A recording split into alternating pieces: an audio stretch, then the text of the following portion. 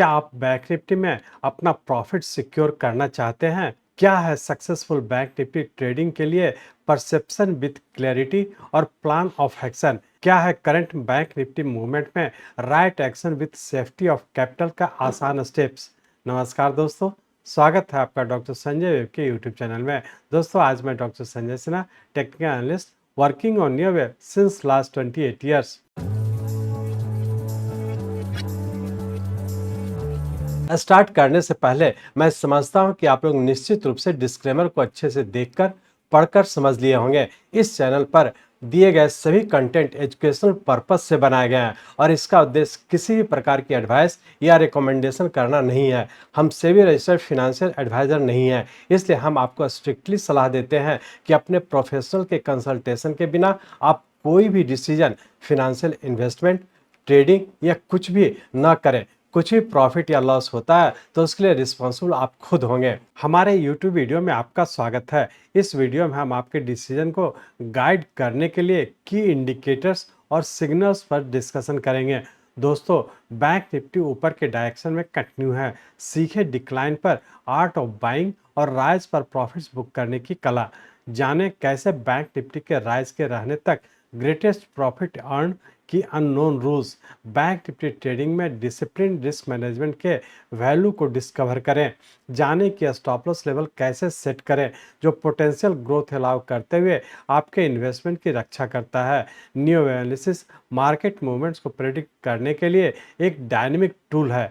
Bank Nifty trading में अपने advantage के लिए इस एनालिटिकल अप्रोच का उपयोग कैसे करें। हम न्यू एनालिसिस के बेसिक बातों को कवर करेंगे और इसके एप्लीकेशन के लिए प्रैक्टिकल टिप्स प्रदान करेंगे। लेटेस्ट ट्रेंड से अपडेटेड रहें जो बैंक निफ्टी को अफेक्ट कर सकते हैं। हम इन्फॉर्म्ड रहने और डाटा ड्रिवन डिसीजन के लिए रिसोर्सेज और मेथड साझा करते हैं। इस इंफॉर्मेटिव वीडियो में हमारे साथ जुड़ें और अपने बैंक निफ्टी ट्रेडिंग को नेक्स्ट लेवल पर ले जाएं। राइट नॉलेज, स्ट्रैटेजी और डिसिप्लिन के साथ आप इस हाई पावर्ड मार्केट में सिग्निफिकेंट प्रॉफिट्स को अनलॉक कर सकते हैं। Unlimited opportunity in bank Nifty trading और मैसिव प्रॉफिट्स बुक करने की कला को जानें।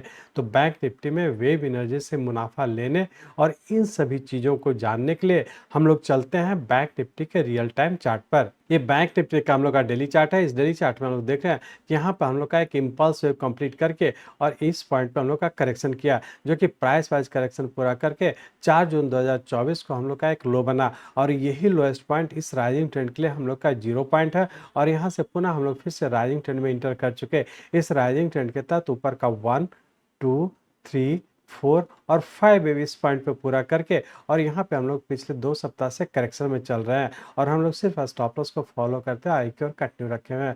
अब हम लोग यहाँ पे देखेंगे कि 4 जून 2024 से जब राइजिंग ट्रेंड में कंटिन्यू किया, जिसके तहत हम लोग का यहाँ पे एक 5 वेव इम्पल्स पूरा किया, जिसमें कि हम लोग का रफली 15 डेज का टाइम लगा। तो हम लोग ऐसा कर सकते हैं कि 4 जून 2024 से जो राइजिंग ट्रेंड कंटिन्यू किया, एक वेरी शॉर्ट टर्म का हम लोग का इस पॉइंट पे राइजिंग ट्रेंड कंप्लीट किया, जिसमें कि हम लोग का रफली 15 डेज का टाइम लगा और इसके बाद यहाँ से हम लोग करेक्शन में इंटर किए हुए हैं। अब हम लोग ये देखने की कोशिश करेंगे कि 4 जून 2024 से जो राइज हुआ है, इसका सबऑर्डिनेट वेव 5 वेव में जो ऊपर कंटिन्यू किया, सही मायने में इसका इम्पल्स वेव 5 वेव में ही है या फिर कुछ और है। तो इसके लिए हम लोग इस डेली चार्ट को कन्वर्ट करते हैं आवरली चार्ट में। सिर्फ ये एनालाइज करने की कोशिश करेंगे कि इसका सबऑर्डिनेट वेव किस पैटर्न में है और आने वाले समय क्या होने की संभावना है। तो इसलिए हम लोग इस डेली चार्ट को कन्वर्ट करते हैं आवरली चार्ट में। यहाँ पे हम लोग आवरली चार्ट में आ चुके हैं। इस आवरली चार्ट में हम लोग देख रहे हैं कि हम लोग का यहाँ पे 4 जून 2024 को हम लोग का लो बना और यही लोएस्ट पॉइंट इस राइजिंग ट्रेंड के लिए हम लोग का 0 पॉइंट है और यहाँ से हम लोग फिर से ऊपर राइजिंग ट्रेंड में इंटर कर चुके हैं, जिसके तहत ऊपर का 1, 2, 3, 4 और 5 वेव इस पॉइंट पे पूरा किया। उससे बड़े टाइम का हमारा फर्स्ट वेव कंप्लीट करके और यहाँ पे हम लोग का करेक्शन में इंटर कर चुके हैं। तो अब हम लोग ये देखने की कोशिश करेंगे कि इसका जो करेक्टिव फॉल हुआ है, इसका सबऑर्डिनेट वेव किस पैटर्न में है। तो यहाँ पे हम लोग देख पा रहे हैं कि यहाँ पे एक इम्पल्स वेव पूरा करने का करेक्शन के तहत नीचे का ए, बी और सी वेव इस पॉइंट को पूरा करके और पुनः फिर से हम लोग ऊपर की ओर कंटिन्यू किए हैं। अब हम लोग ये कह सकते हैं कि 4 जून 2024 से लेकर के 27 जून 2024 तक के हम लोग का एक इम्पल्स वेव कंप्लीट किया और और इसके बाद यहाँ से हम लोग करेक्शन में इंटर किए हुए हैं। तो इस तरह से हम लोग कह सकते हैं कि 4 जून 2024 से लेकर के 27 जून 2024 तक रफली 15 दिन का हम लोग का एक राइजिंग ट्रेंड था, जो कि वेरी शॉर्ट टर्म का राइजिंग ट्रेंड इस पॉइंट पे पूरा करके और करेक्शन में इंटर किए हुए। और इस करेक्शन में भी हम लोग देख पा रहे हैं कि 27 जून 2024 से जो करेक्शन किया, जिसमें कि हम लोग का यहाँ पे 10 डेज का टाइम लगा और इस पॉइंट पे सी वेव पूरा करके और पुनः हम लोग फिर से ऊपर कंटिन्यू कर चुके हैं। अब हम लोग यदि टाइम साइकिल की बात करें तो हम लोग ये कह सकते हैं कि चूंकि इम्पल्स वेव में हम लोग का 15 डेज का टाइम लगा और करेक्शन में हम लोग का रफली 10 डेज का टाइम लग चुका है। तो ये एक हेल्दी करेक्शन है और इस करेक्शन के तहत हो सकता है कि फिर से ऊपर कंटिन्यू हो जाने की संभावना है। लेकिन हम लोग यदि ट्रेलिंग स्टॉप लॉस की बात करें तो हम लोग का पिछले वीक जो फिफ्थ ट्रेलिंग लो स्टॉप लॉस था 51,100 का, ये अभी भी हम लोग का ब्रेक नहीं हुआ और इसके पहले ही हम लोग का करेक्शन पूरा करके फिर से ऊपर कंटिन्यू हुआ। तो हम लोग ऐसा कह सकते हैं कि जो पिछले वीक का हम लोग का जो फिफ्थ ट्रेलिंग लो स्टॉप लॉस था 51,100 का, इस वीक के लिए भी हमारा फिफ्थ ट्रेलिंग स्टॉप लॉस 51,100 ही होगा। और इसी स्टॉप लॉस को ध्यान में रख करके हम लोग वेरी शॉर्ट टर्म का प्लस पोजिशन बना करके आगे की ओर कंटिन्यू रखेंगे।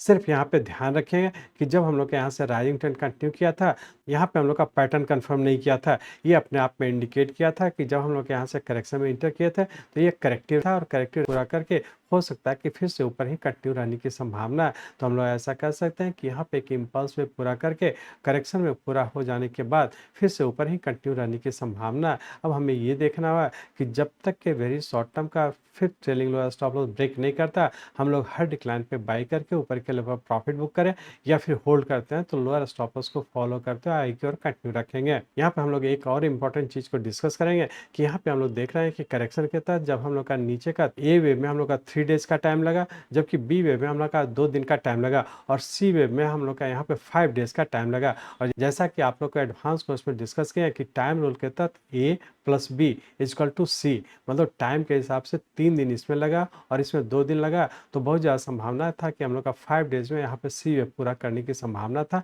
और एग्जैक्ट देखें कि हम लोग का 5 डेज में यहाँ पे हम लोग का सी वेव पूरा किया। तो इस तरह से हम लोग कह सकते हैं कि एक इम्पल्स वेव बनने का यहाँ पे हम लोग का एक फ्लैट पैटर्न का फॉर्मेशन हुआ, जिसके तहत नीचे का ए बी और सी वेव इस पॉइंट पर पूरा करके हो सकता है कि फिर से ऊपर कंटिन्यू हो जाने की संभावना है। तो बेहतर है हम लोग fifth trailing lower stop loss 51,100 को फॉलो करते हैं हम लोग आई की ओर कंटिन्यू रखेंगे। अब हम लोग ये देखने की कोशिश करेंगे कि इस पूरे वीक में क्या होने की संभावना है। इस पूरे वीक में रेंज बाउंड के तहत नीचे का 51,800 और ऊपर का 53,500 इसी रेंज बाउंड में रहने की संभावना है। उसके लिए वेरी शॉर्ट टर्म का जो हम लोग का fifth trailing lower stop loss है 51,100 का, इसी को फॉलो करते हैं हम लोग डिक्लाइन पे बाय करके ऊपर की ओर कंटिन्यू रखेंगे। अब हम लोग ये देखने की कोशिश करेंगे कि मंडे ट्यूसडे को क्या होने की संभावना है। तो इसलिए हम लोग इस आवरली चार्ट को कन्वर्ट करते हैं 15 मिनट के चार्ट में। यहाँ पे हम लोग 15 मिनट के चार्ट में आ चुके हैं। इस 15 मिनट के चार्ट में हम लोग देख रहे हैं कि यहाँ से बी वेव कंप्लीट करने का सी वेव के फॉर्म में जब नीचे कंटिन्यू किया, जिसके तहत नीचे का 1 2 3 4 और 5 वेव इस पॉइंट पे कंप्लीट किया और यहाँ पे 5 वेव पूरा करने का पुनः हम लोग यहाँ पे एक छोटे से टाइम फ्रेम का पैटर्न कंफर्म किया। ये इंडिकेट कर रहा है कि हम लोग का सी वेव पूरा करके फिर से ऊपर कंटिन्यू हो जाने की संभावना है। अब हम लोग ये कह सकते हैं कि मंडे ट्यूसडे को क्या होने की संभावना है, तो जिसके तहत हम लोग ये कह सकते हैं कि मंडे ट्यूसडे के रेंज बाउंड के तहत नीचे का 52,000 और ऊपर का 53,100 इसी रेंज बाउंड में रहने की संभावना है। लेकिन इसके लिए जो हमारा नीचे का स्टॉप लॉस होगा 51,750 का, इसी स्टॉप लॉस को ध्यान में रख करके इंट्राडे के पॉइंट से डिक्लाइन पे बाई करके ऊपर के लिए प्रॉफिट बुक करें या फिर होल्ड करते हैं। तो इंट्राडे स्टॉप लॉस 51,750 के स्टॉप लॉस को फॉलो करते हैं आई की ओर कंटिन्यू रखेंगे। इस तरह से हम लोग कह सकते हैं कि बैंक निफ्टी हम लोग का इंट्राडे में भी डिक्लाइन पे बाई करके ऊपर की ओर कंटिन्यू रखेंगे। वीकली पॉइंट है उसे भी हम लोग डिक्लाइन पे बाई करके ऊपर की ओर कंटिन्यू रखेंगे। उसके लिए हम लोग का नीचे का फिफ्थ ट्रेलिंग स्टॉप लॉस 51,100 को फॉलो करते हुए आई की ओर कंटिन्यू रखेंगे।